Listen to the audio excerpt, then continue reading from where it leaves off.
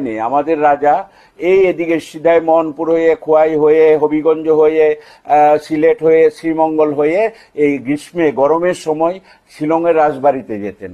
এই সবটাই ছিল ত্রিপুরা।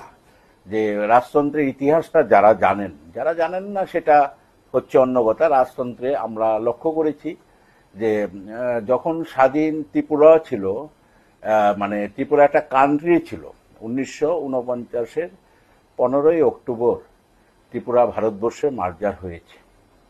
তার আগে পর্যন্ত স্বাধীন দেশ ছিল এবং দেশের রাষ্ট্রভাষাও বাংলা ছিল, এবং প্রত্যেকটা রাজার মন্ত্রিসভায় যারা মন্ত্রী হতেন তারা সমতলবাসী থেকে হতেন, এবং তাদের স্মরণে অনেক কাজ করে গেছেন মহারাজরা।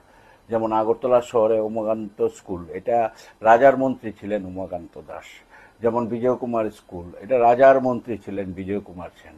এবং মানে মহারাজরা এত বেশি কাজ করে গেছেন। সুতরাং ত্রিপুরায় এই যে প্রাচীন সংস্কৃতি, ঐক্য, এটা কেউ ভাঙতে পারবে না।